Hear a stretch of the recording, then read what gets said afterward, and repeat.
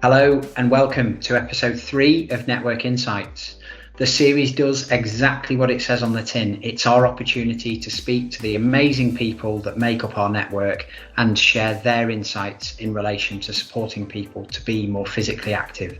And episode 3 this month focuses on the importance of creating active environments. So without further ado, let's get started. Elaine, over to you. Well, it's an absolute pleasure to introduce Dr. Nick Cavill. Nick is an independent consultant, director of Cavill Associates, and he's also an honorary research associate at the University of Bristol. And it's really good to see you again, Nick, because we haven't had conferences to catch up at for the past couple of years. So it's really good to make contact with you again.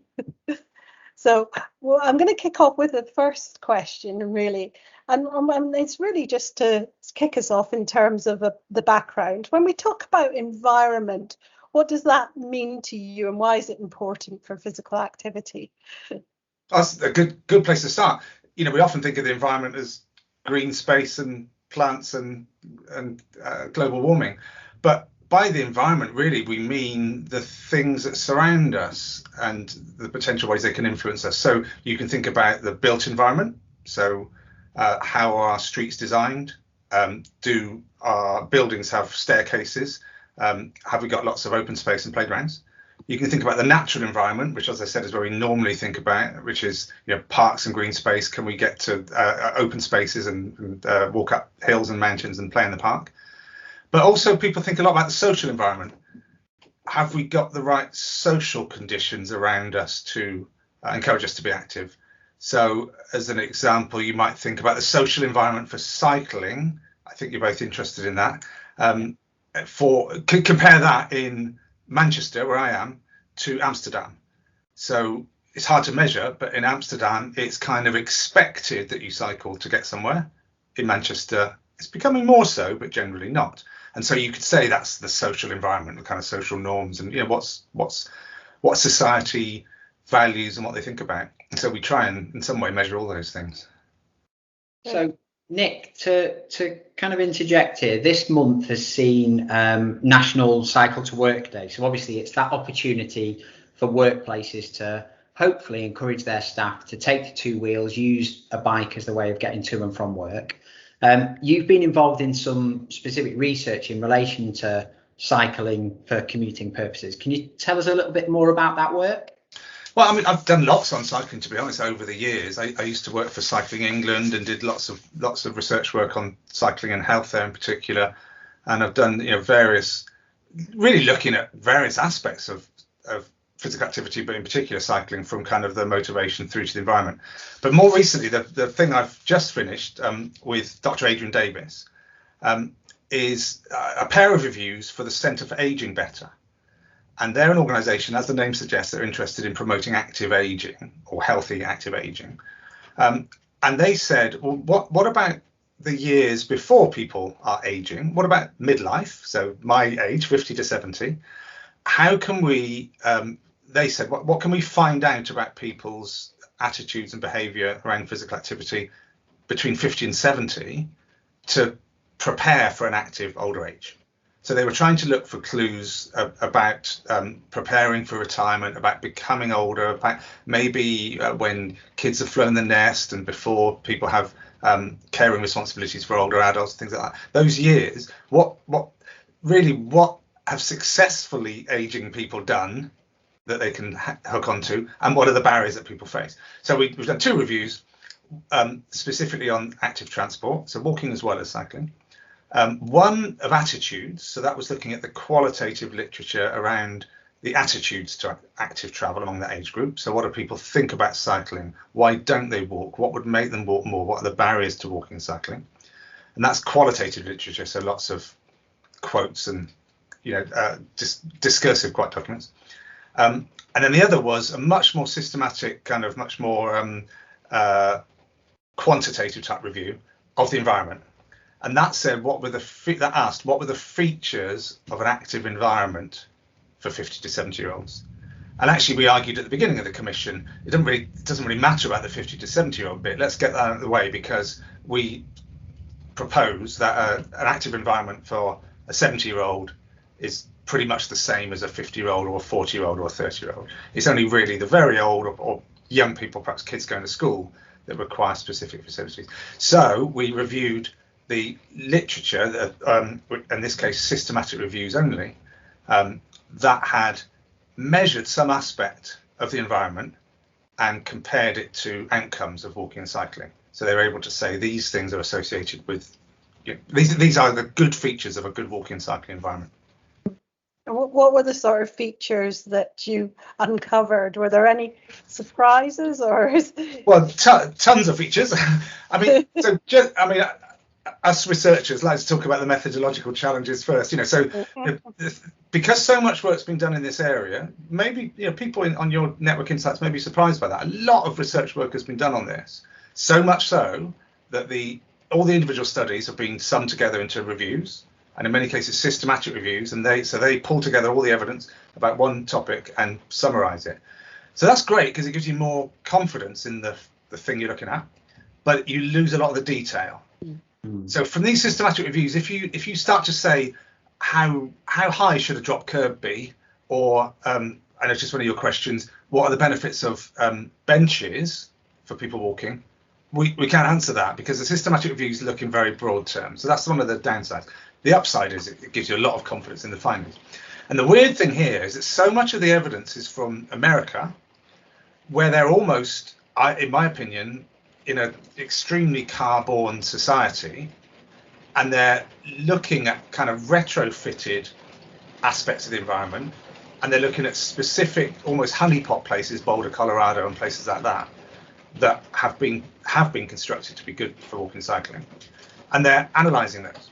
And as researchers based in the UK, we often look at this data and say, well, that's kind of obvious, that's what we've got. So as an example, one of the strongest things to come out for walking is density. And in research terms, that's often intersection density or destination density.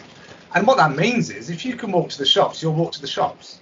If you can walk to your friend's house, you'll walk to your friend's house, because you've got destinations or places near you. And so that's obviously why we see much higher levels of walking in cities. Because, if you imagine when we used to, before COVID, go to London for a meeting, we wouldn't think much of walking from Euston to Waterloo, because you're going to pass so many things on the way and you get to your destination. In the countryside, that's obviously very different. And so we often find with this sort of research that we're, particularly on walking, we're looking at that evidence and saying, well, we've actually got that. We've got that in the UK. And so when you talk about densely connected urban centres, footpaths that form a network and connect well to each other, destinations linked well to origin, you can say, well, yeah, look at York, look at Cambridge, look at Oxford. So in a sense, the challenge for the UK for walking is to maintain and enhance that walking environment. Whereas in America, where a lot of the research is, they're starting from scratch. They've got to build sidewalks. They've got to reduce the width of freeways and rebuild stuff. So, that's one of the challenging but also quite interesting things about this literature, I think. Yeah. If we looked at it in a slightly different angle, and by all means, a bit of a challenge, because you're obviously very experienced in this area. You've spent a life pursuing a career around public health and exploring ways to promote and support physical activity. If we thought about that individual organisation or that individual that's looking to design a programme that would hopefully support people to become more active, are there any elements within the environment that they're thinking of holding or hosting their programme that would really support them? Some of the things that would maybe motivate somebody to engage in activity, if, let's imagine, the subject was walking or cycling.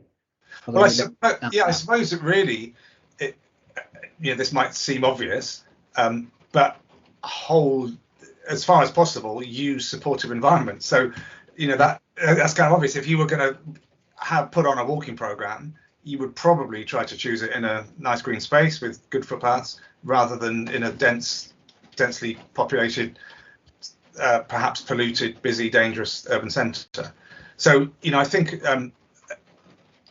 the two research projects that we've just done perhaps illustrate that, you know, we are always talking about a balance between the environment and psychology and people's feelings, and you know, and I know you're all very interested in COM-B model. That's really what that says as well, isn't it? It's bringing together the different aspects of that might motivate or stop people from being physically active. And so I really always love that the Dahlgren and Whitehead rainbow model, that basically, you know, that says you've got a person at the centre, and beyond that you've got the influences of their family and society and community, and you know, you can go as far as you like to government policy and globalization and the natural environment and climate change, and you really do have to consider the way that all those things interact.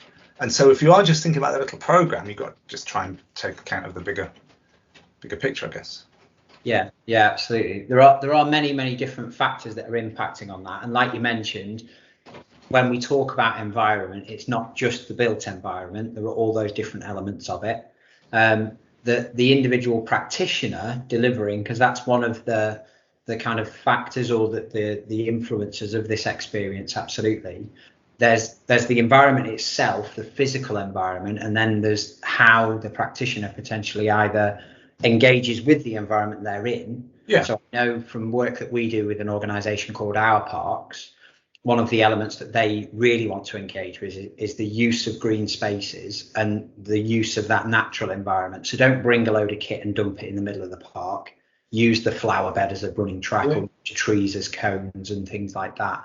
And they found that that's actually really impacted on how people engage with that environment as well. And outside of the sessions, it almost empowers the participant to do it themselves, because they don't need cones and bits like that. They can use trees. And you may find COVID has actually helped that, because, you know, people have had to find outdoor opportunities. Gyms were shut. They still wanted to exercise. People who couldn't afford or didn't have kit in their garage. I saw all kinds of people slinging ropes around trees and doing things that I was thinking, what are they? Oh, they're having a workout. And you know, maybe some of that's carried on. And if you look at the environment in terms of some of, obviously, inequalities being highlighted and heightened probably at this period of time, is there anything that's come out from your experience in the research or wider research around inequality and how that can have an impact? Yes, I mean, I'm afraid to say it's nearly always the sentence at the end of the research summary that says little was found on the, you know, so we nearly always in our research work try to address that question, and we nearly always look within in the context of a review, nearly always look within the papers being reviewed to try to find the answer to that question, and it's nearly always very poorly addressed. And that's usually because the researchers, you know, didn't have that as an objective, and so they don't measure it. But there are some, you know, what's the word, contradictions or conflicts. We know that poor people walk further and walk more frequently, but that's frequently because they don't have access to cars or kind of public transport. So is that necessarily a good thing? You know, that's a difficult question. Just because us as physical activity advocates want people to walk further, does that mean we necessarily want people who have to walk 8 miles to work there and back? You know, not necessarily overall a particularly healthy experience. Similarly with, you know, I just said at the beginning that dense urban environments tend to have higher levels of walking. But if the dense urban environment has high levels of traffic, high levels of pollution, is dangerous, then it's not so good. So we know that the risk of being killed by a car among children is 5 times as high in deprived areas compared to less deprived areas. So you're not going to want your kids to walk and play outside. So we certainly know from a lot of the research that there are, you know, existing inequalities that are exacerbated by the environment and not improved.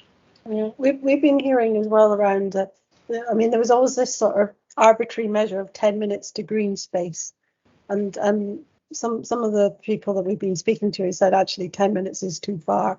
You know, if I'm going to take my kids to the park, I've got to think about getting them ready, doing this, doing that, whatever, get them there, and then come back. And actually, that time frame is just too much, and there needs something that's closer and more immediate. But I don't know if you've heard any. Yeah, 10-minute neighbourhoods is a nice idea, isn't it? I mean, but then I think if you sort of, so you just looked at, that was interesting. You looked at that from the kind of the personal perspective, you know, imagining a family getting the stuff together and walking to.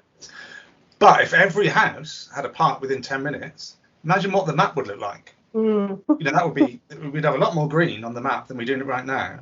Yeah. So to some extent, the environmental way of looking at things does look at it from the other angle, is saying, let's build it and they will come, or let's build places and see if that makes a difference, see how that makes people. Phil Veazey did some work. There was a review that I saw of a programme they ran in Tower Hamlets in London, and it was particularly looking at, I believe, women from Asian communities, perhaps Muslim, and they fed back that if there wasn't seen to be, the activity didn't need to happen within 500 metres of their home, but if they didn't see a call to action to suggest that there was something nearby within that, then they started to kind of take that backward step in confidence or commitment towards being active, because in their head they were thinking about, well, it's 500 meters per se to that point and then 500 meters back, so if I'm potentially less fit and able than I would like to be, I've got a kilometer to cover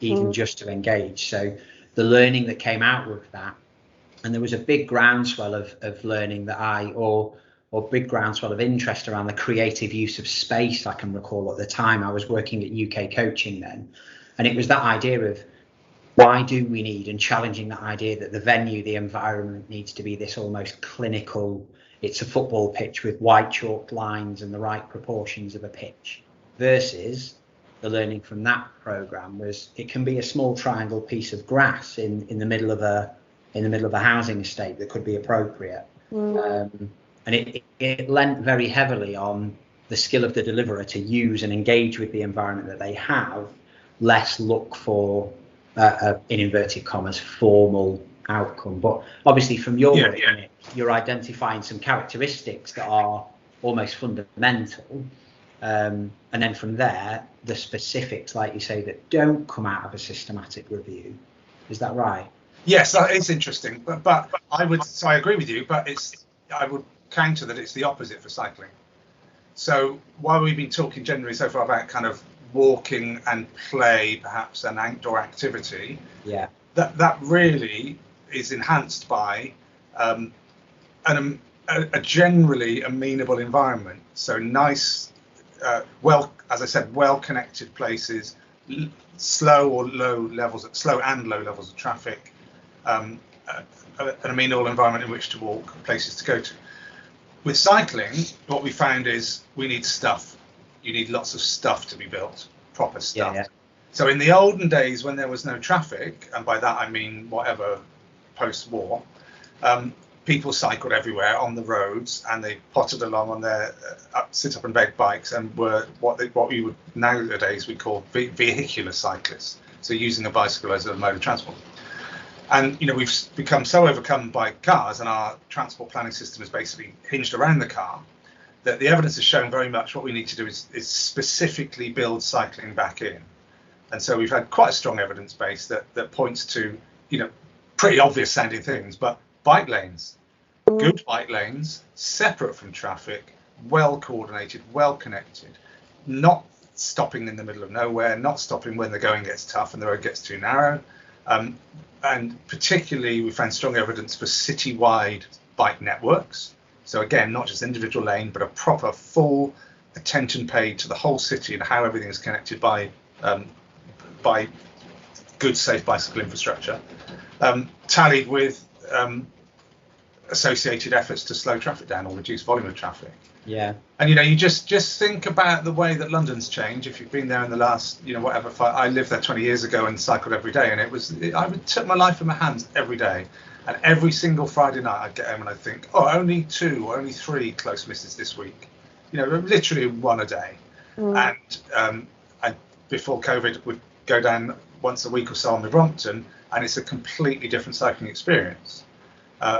Which is mainly down to, which is for 2 things, and back to our original discussion, which is down to improved cycle infrastructure, but it's also down to social norms and the fact that all the bus drivers and cabbies and car drivers now expect more bikes, and so they steer clear of them. So the social norm has switched around towards cycling, and the evidence certainly shows that if you want cycling to come back, you've got to plan for it and build it back in, and that requires commitment and investment, which we're seeing across a number of cities, including Manchester, but really needs to be quite deliberate. It's interesting. I've just moved back to Edinburgh, and I mean, I was here last time. I was here about a year ago before, when I was able to, and the big changes that I've noticed is the segregated cycle lane. So there's actual poles being put up to prevent traffic coming into it.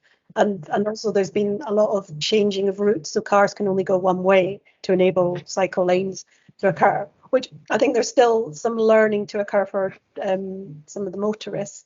And I mean, I cycle and drive, obviously, and I'm finding my way around Edinburgh is proving interesting because I haven't quite worked out which roads are open and closed and which way to go. It was really, I found it very encouraging that at the start of May 2020, the worst bit of COVID, councils really got on board with this idea of pop-up bike lanes, and they basically said, if we've got to help people get to work and safely, and also, of course, much less traffic, and that was great, and a lot of them are continuing. But how depressing to see some of the councils that are taking those out now, and also the restriction to low traffic neighbourhoods, where people are saying, that's still an intrusion on their personal freedom to drive or something. And so, those efforts and the massive advantages that we saw during lockdown, particularly the improvements in clean air and the reductions in speed, we've got to try and hang on to those. Mm-hmm. Yeah. So you mentioned at the start about the research that you completed in relation to obviously focusing in on those older age or mid to later life, so 50 to 70-year-olds. Were any of the findings kind of specific to that age, or you mentioned it before, but are they, just to confirm, kind of relevant to everyone, any age per se?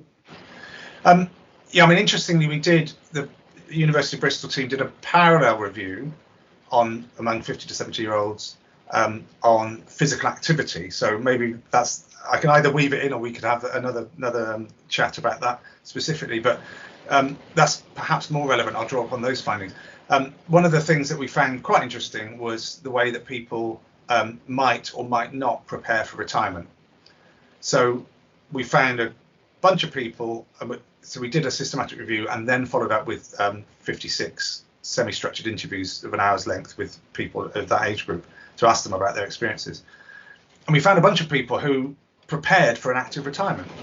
They said, I'm going to retire, and when I retire, I'm going to take up a hobby, or I'm going to continue, or I'm going to enhance my hobby that I do anyway, whatever it might be, whatever level, whether it's speedy cycling or bowls.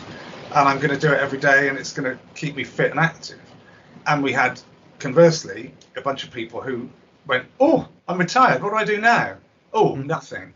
And found a vacuum in their life, nothing much to do, and were frustrated by that. And so one of the levers or promotional points or whatever that we've encouraged the Centre for Ageing Better to think about is the idea of preparing for an active retirement. And not everyone can retire, the retirement age is increasing. Pressures on incomes mean that a lot of people won't be able to retire until much later than they hope. But for those who who have the luxury of making those plans, they can plan to make an active retirement. Yeah, the point you make there reminds me of a friend at Move Consulting is Bob LaVenture, who Elaine knows very well. Yeah, me too. I always recall a phrase that Bob kind of shared with me when we met once in previous roles, and he said about he's in training when he was being physically active, and I asked him what for, and he said I'm in training for later life. So he's definitely think of that completely. That's the Centre for Ageing's. That's why they asked us to look at 50 to 70-year-olds, really, to say what training do you have to do to get ready for later life. Yeah. And the other thing that we found in that research, which was really quite unusual, actually, it might be of interest, is that we found people in this age bracket it seemed as though they were more likely to have negative role models than they were positive ones. And by that I mean, we heard quite a few times people said, I don't want to end up like old Uncle Norman. What do you mean? Oh, he had a stroke when he was 65. I don't want to end up, I don't want to be one of those people who, can hardly move around. And we had very few people who say, I'd love to be like Mr. Motivator, or I'd love to be like that old chap who still fell runs at 70. We were quite surprised by that. We thought, maybe it's just a sampling thing, we didn't get the right people. But we were we've always, throughout my years of doing this type of research, we've always known that young people don't give a hoot about long-term health. You can't talk to a 25-year-old about heart disease. And we've always known that as people age, they worry about that more, and they perhaps are motivated to be physically active more by health concerns and weight concerns as they get older. But it's almost like in that life cycle, people took a leap and started to be, I don't want to die young, rather than I want to live old.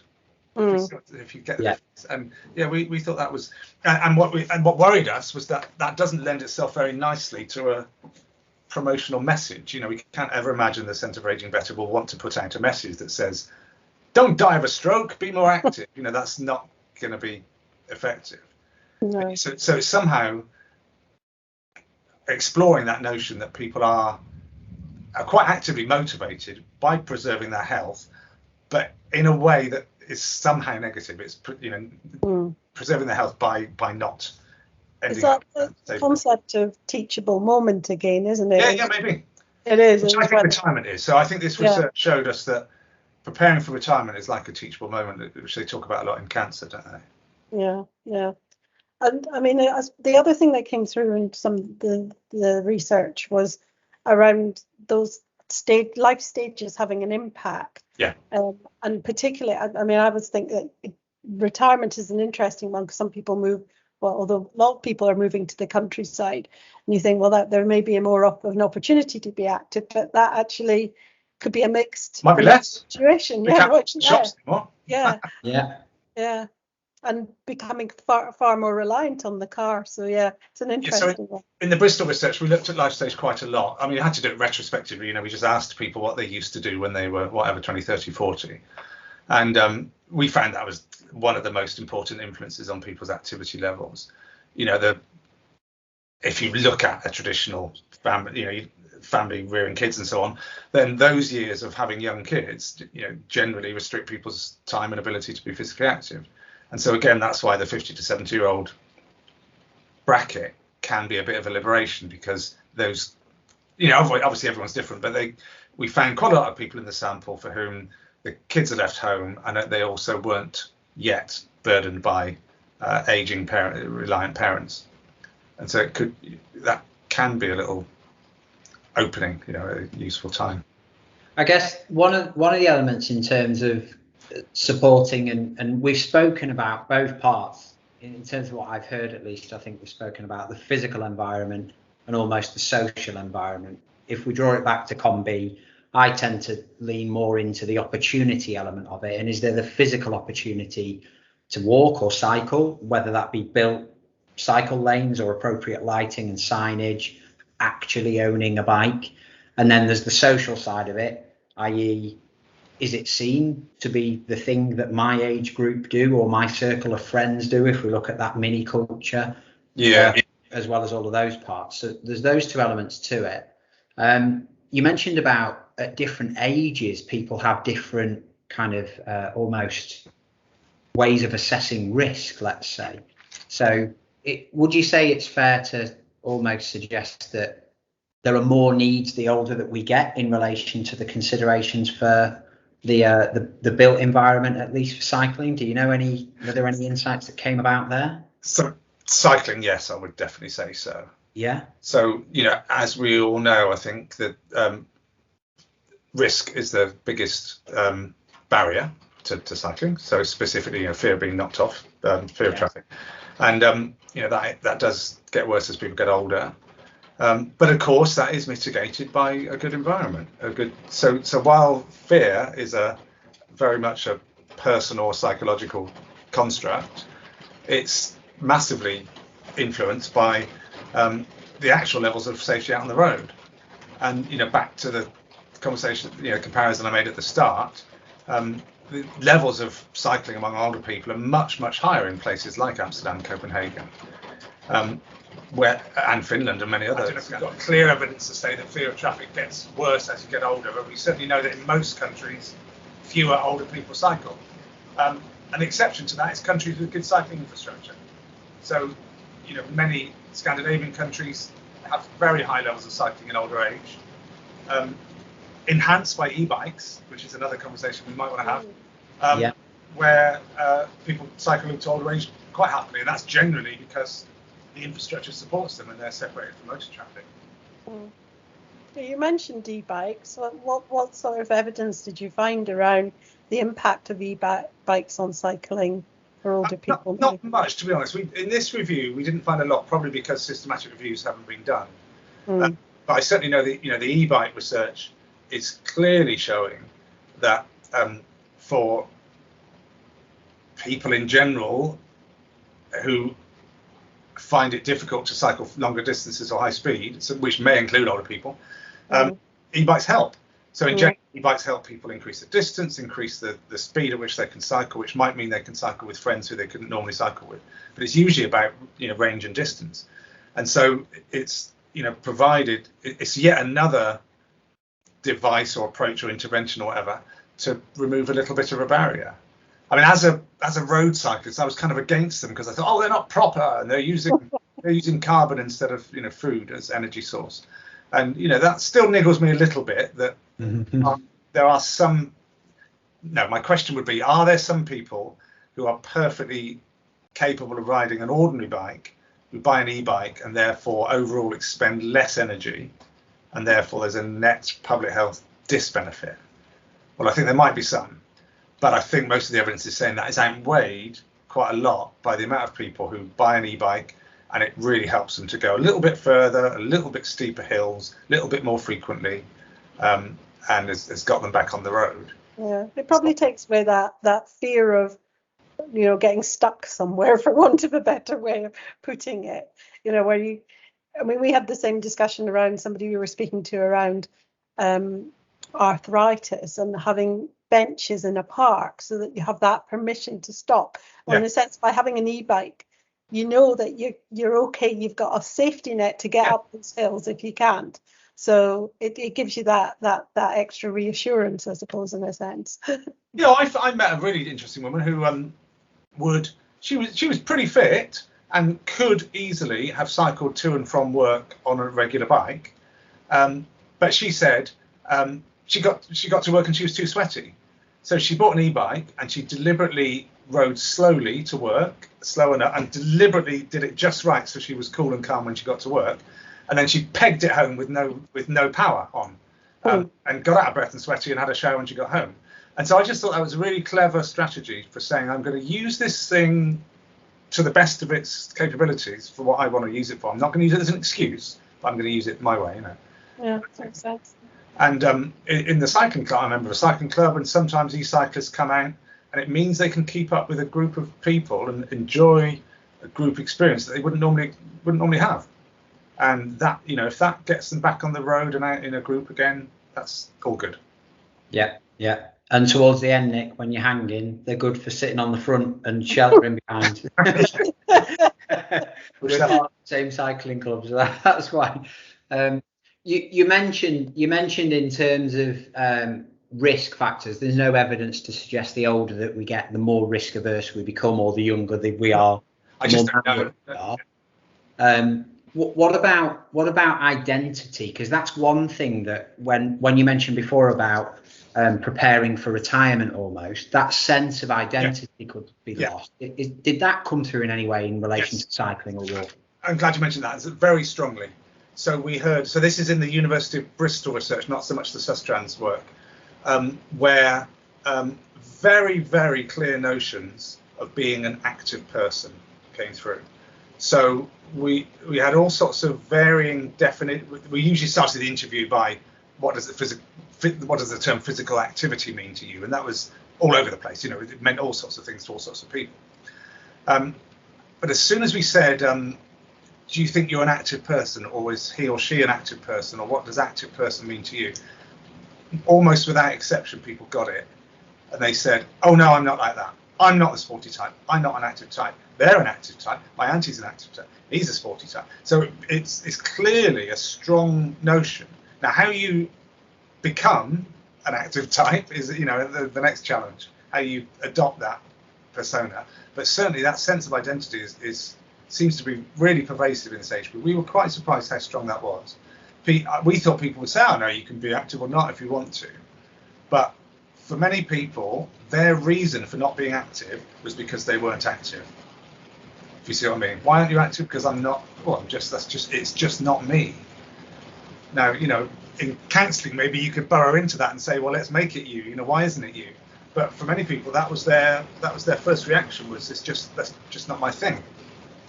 That's very interesting. And so active people had made it their thing somehow, and had kept it as their thing, and maybe even advertised it to people, portrayed an active persona, and therefore that reinforced their ability to overcome barriers.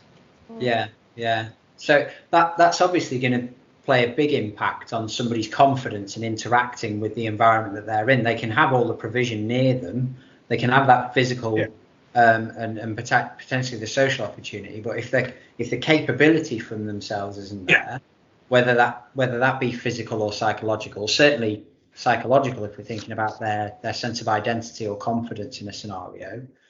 And thinking about the work you've done connected to the Centre for Ageing Better, slight bit of a tangent for obvious reasons, but I really do love the active aging signage that they've come up with. So the classic warning sign for elderly people that you normally see outside a care home of the two people with a walking stick is then them dancing with walking sticks.